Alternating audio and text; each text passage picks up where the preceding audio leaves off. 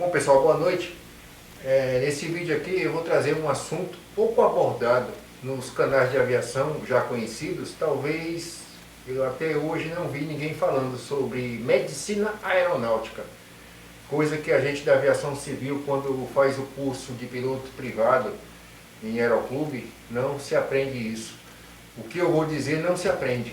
Quem estuda isso a fundo é o pessoal militar, os pilotos militares que são da aeronáutica, do exército e da marinha, que eles têm na escola um assunto chamado medicina aeronáutica, que vai virar um capítulo aqui agora no canal. Eu vou abordar diversas coisas que é novidade para muita gente, que eu aprendi porque eu tive acesso a essa apostila, que é distribuído entre os pilotos, né, que faz parte do currículo dos militares na aeronáutica, né, no curso de piloto da AFA, né? Então, eles estudam muito a fundo toda a fisiologia, o que acontece com o piloto em voo. E a gente não tem essa matéria no curso de piloto privado. A gente não tinha, não sei se hoje em dia tem. Não sei se talvez até quem estuda ciências aeronáuticas, mas na minha época que eu fiz o curso de piloto privado e piloto comercial, a parte de medicina de aeronáutica nunca teve. Tanto é que eu já falei aí no vídeo aí anterior, que faz parte também, né, da aviação. A gente não aprende a manusear a abertura de um bote salva-vida, de fazer um atendimento caso o avião caia na selva ou na floresta. A gente não tem esse treinamento, não tem. A gente tem um kit de sobrevivência na terra e no mar dentro do avião. É obrigatório em determinados tipos de voo. Mas a gente não sabe manusear nada, absolutamente nada. Isso na aviação executiva, na aviação de táxi aéreo, na aviação particular. O pessoal aprende, os pilotos que vão fazer curso para uma empresa aérea, eles vão aprender isso. Creio que também a medicina aeronáutica também.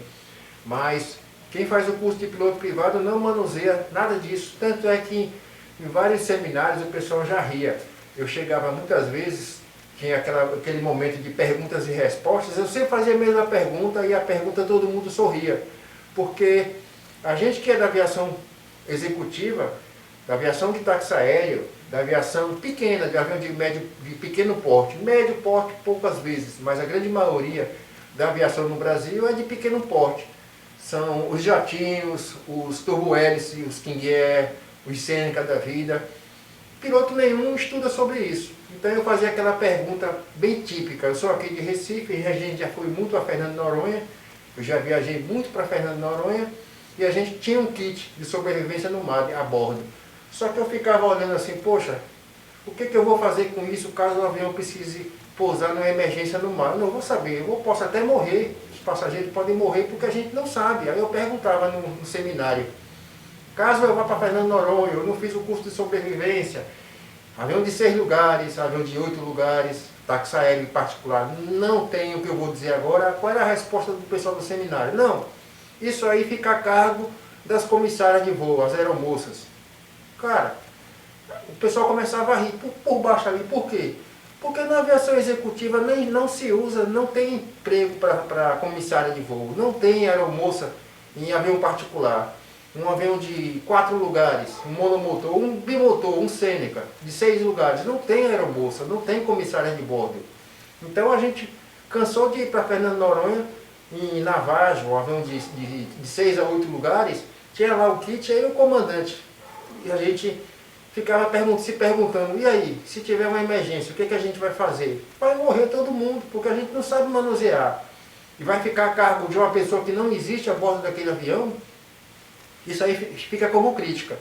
A gente não aprende isso na escola. O piloto militar aprende, o piloto que vai para a aviação comercial, eu entendo que ele faz uma academia, ele faz um curso, ele vai aprender a manusear esse equipamento para auxiliar as comissárias em caso de emergência. Bom, voltando ao assunto da medicina aeronáutica, tem muita coisa que eu aprendi, porque assim, na época da aviação eu gostava muito de estudar, eu tenho vastos e vastos livros de aviação, não só revistas de Aero Magazine, Flap Internacional, que eu tenho o número 1 e o número 2, são 2 revistas raras, eu tenho aqui em casa comigo, um monte de revista, mas muitos livros de aviação, e esse aqui é um dos mais importantes que eu acho, que é sobre a medicina aeronáutica, qual é o comportamento do piloto em voo, o que acontece com ele em voo.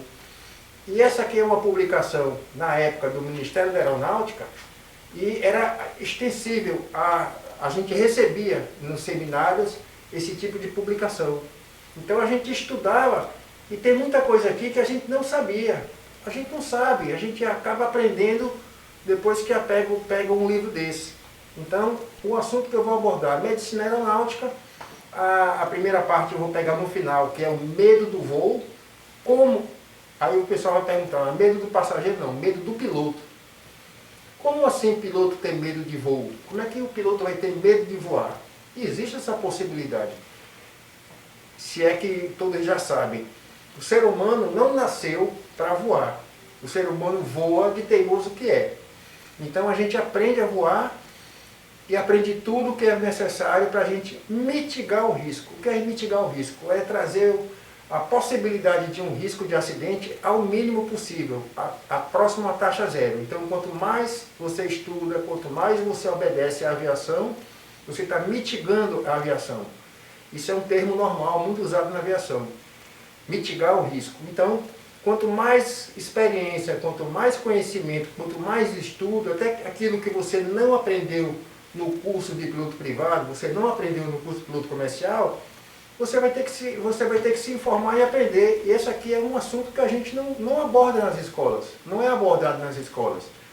Então, dando continuidade, eu vou comparar. É muito mais parecido, porque o piloto militar tem uma função, o piloto executivo, o piloto particular tem outro tipo de função, e o piloto da empresa aérea grande comercial, Azul Linhas Aéreas, Latam, Gol, é um tipo de aviação diferente da nossa, da que está aqui embaixo. Basicamente, 95% dos pilotos que estão hoje na aviação comercial, eles começaram nessa aviação executiva. Eu diria que no máximo 5% são aqueles pilotos que fizeram o aeroclube, a escola de aviação, um curso completo de 200 horas de voo, ou 150 horas de voo, fizeram ali uns 2 anos de instrutor de voo, adquirindo experiência, hora de voo para entrar na aviação comercial. Mas não é o normal. O normal para você entrar na aviação comercial é você começar aqui embaixo como piloto executivo. Vai voar um táxi aéreo, um jatinho, um turbo-hélice, um bimotor normal, vai voar para um fazendeiro, para depois você adquirir experiência e subir para a aviação comercial.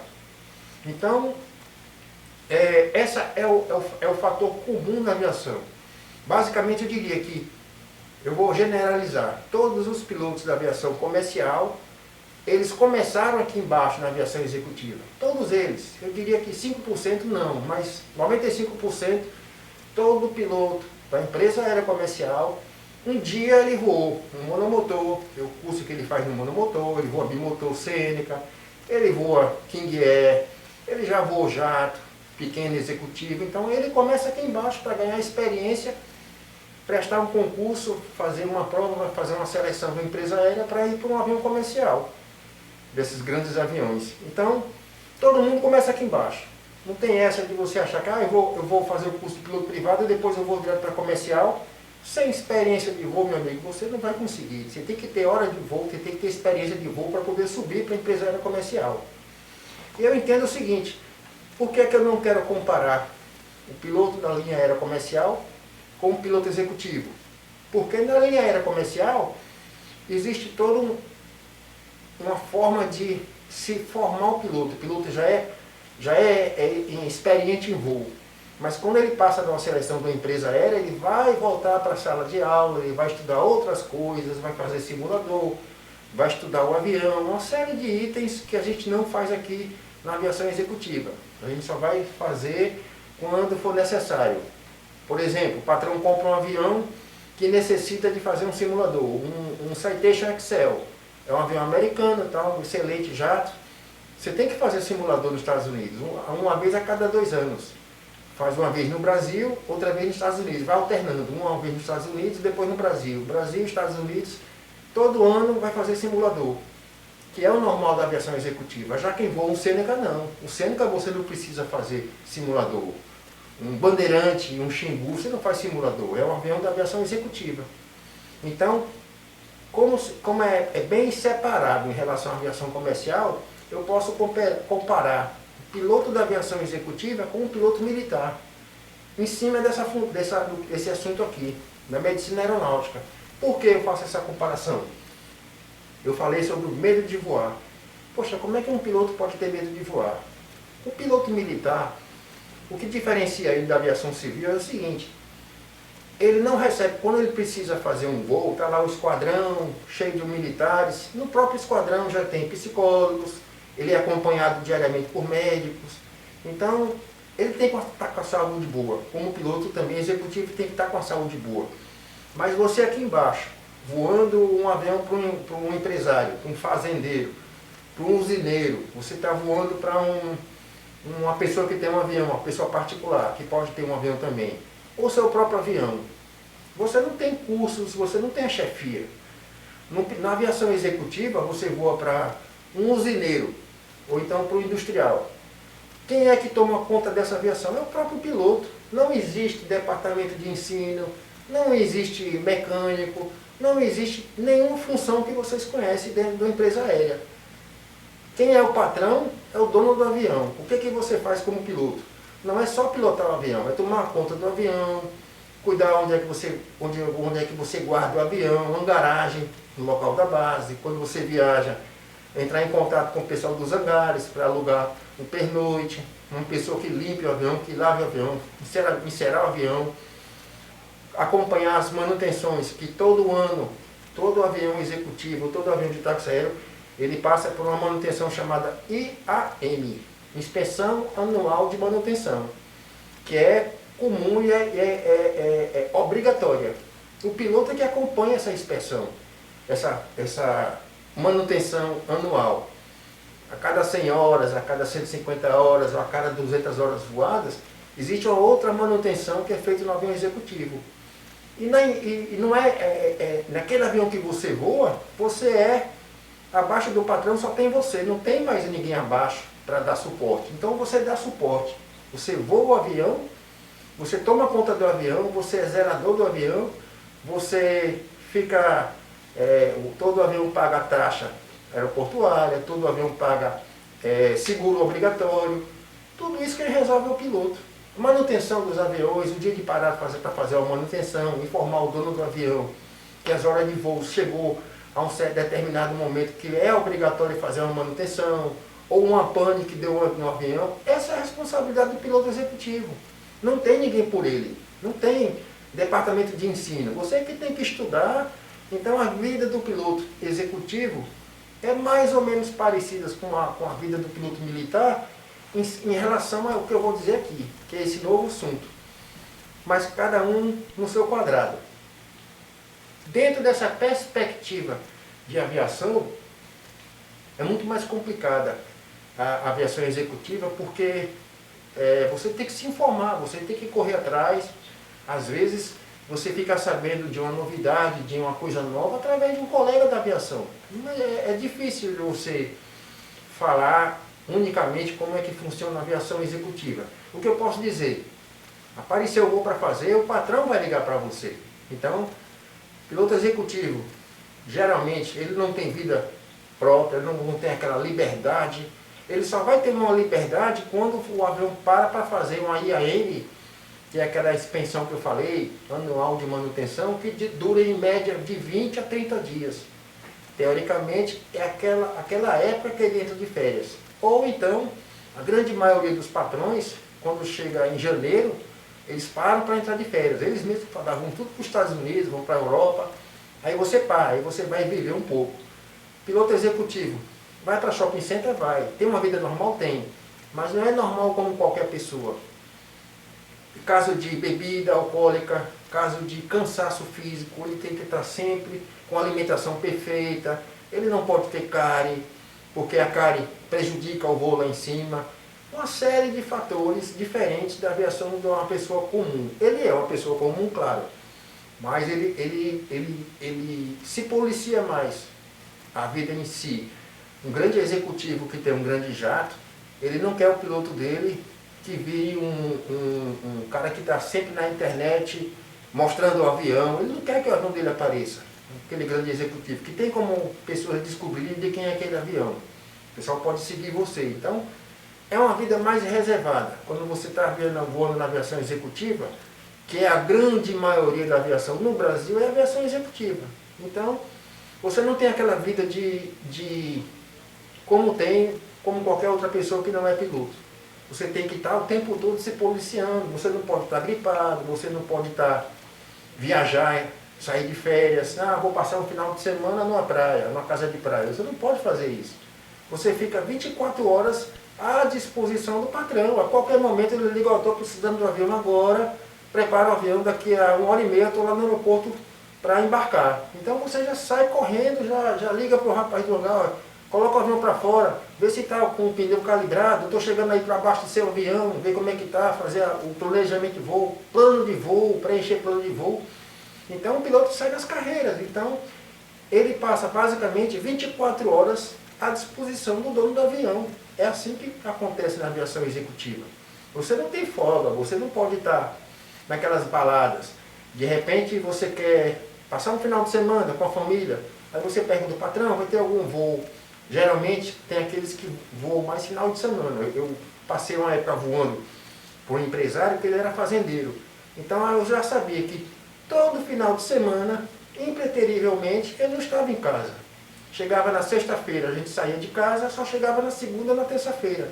E ele era deputado estadual em Recife, então assim, ele passava o final de semana viajando nas fazendas, ele era dono de um hospital no interior, e dia de semana ele era deputado estadual. Então, as pessoas até acham interessante. Você só trabalha final de semana? A gente trabalha 24 horas por dia, 7 dias por semana, à disposição do dono do avião. Então, tudo que é relacionado à manutenção, conhecimento, se manter sempre com a saúde perfeita, fazer renovação de exame médico, que é determinado por idade. Tem pessoas que fazem exame médico a cada 2 anos, se não me engano até 40 anos de idade, eu não sei mais como é que é isso. No meu caso, que eu já passei dos 40 anos de idade, eu tenho que renovar meu exame médico a cada 6 meses. Não estou com o exame médico renovado, não estou voando novamente, não voltei a voar. Porém, a gente, se daqui a uma semana vai vencer nosso exame médico, a gente não vai esperar vencer o exame médico para fazer o exame médico. O patrão pode precisar de você. Você só fala, patrão, amanhã eu estou fazendo minha revalidação na clínica particular. Se tem algum voo amanhã? Não, tem não. Pronto. Eu vou passar o dia todo lá fazendo os exames que eu vou renovar meu exame médico. O patrão já sabe o que é isso. Seguro aeronáutico, a cada ano tem que renovar. Você tem que ligar para a empresa, porque às vezes a empresa renova automaticamente, mas você tem que estar em cima para ver se renovou automaticamente. E a função do piloto executivo é gerenciar o avião para o patrão dele. É 24 horas no ar. Ganha-se bem? Ganha-se bem. Mas não tem muita pausa na vida para outras coisas comuns que qualquer pessoa faz. Então é viver de aviação. Mas eu digo o seguinte, talvez seja a única profissão do mundo onde que 100% das pessoas que fazem aquilo amam o que faz. Me diga qual profissão as pessoas trabalham gostando 100% daquilo, tendo paixão. Aviação, não conheço outra profissão. Mas eu digo, é o piloto civil. O piloto civil é o piloto militar também. Voltando ao assunto do piloto militar, como é que funciona a escala de voo dele?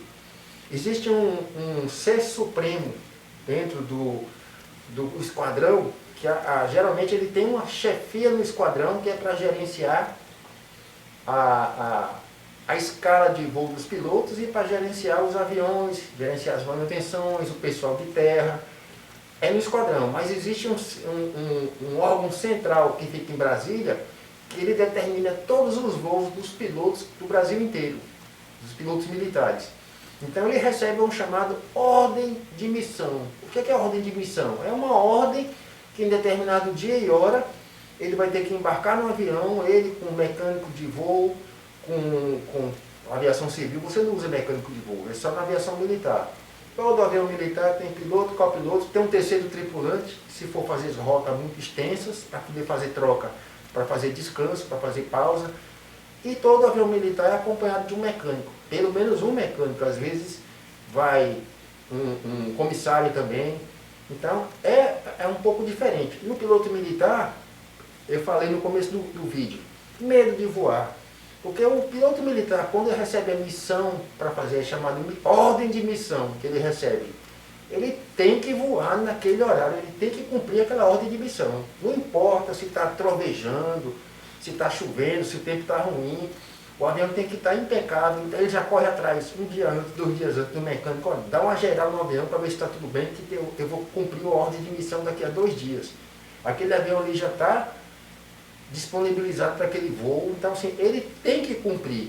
Se de repente está trovejando na cidade, está uma chuva torrencial, o avião não está lá, essas coisas, ele tem que voar. Então assim, existe dentro da aviação militar um certo medo, um certo receio, que existe na aviação executiva também. Às vezes tem patrão que não gosta muito de dar manutenção no avião. Não, deixa isso para depois a gente faz essa manutenção. Quando vier a IAM a gente faz essa manutenção, e às vezes você protela um pouco. Tem certas panes ou quase pane que não vai causar um acidente, não vai trazer um prejuízo para a empresa ou para o avião, que você pode protelar. Chega a determinado momento que você, vamos supor, alternador, que é o que gera energia no avião. Tudo no avião é duplicado. Você tem 2 alternadores. Quando você perde um alternador, você passa a voar somente com um alternador, em vez de 2, quando você vai fazer um voo noturno, você fica meio precavido. Opa, se eu perder o meu alternador, eu não vou ter mais geração de energia no avião. Eu vou ter que depender da bateria do avião. A bateria do avião não supre tudo. O tempo de uso da bateria em voo, dependendo do voo, é 20 minutos. Se você está num voo de Petrolina Recife, por exemplo, no centro, eram 2 horas. Se no meio do caminho dá uma pane elétrica, você só tem 20 minutos de bateria. Você tem 1 hora para chegar em Recife ou 1 hora para voltar. E não tem como pousar lá embaixo, porque não tem o aeroporto à noite que opera noturno, só tem Caruaru, que é bem perto de Recife, e Petrolina, não tem outro aeroporto. Então, voar com um alternador em pane, você pode de dia. E se der uma pane geral, você tem como visualizar tudo lá embaixo.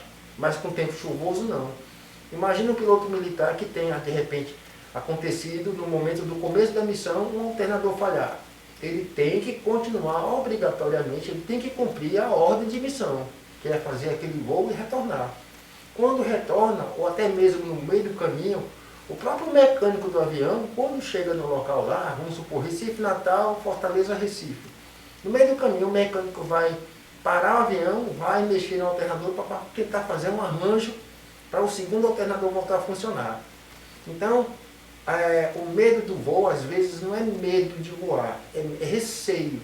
O que possa acontecer caso eu tenha uma emergência, o tempo está ruim. Então, vai entrar no canal agora, eu vou abordar vários assuntos, baseado nessa apostila aqui da aeronáutica que a gente recebe, medicina aeronáutica. Muito legal o assunto. Então, no próximo vídeo, logo mais, não sei se é o próximo vídeo, mas logo mais começa aí o pessoal já entendeu, né? Valeu aí. Até a próxima, pessoal.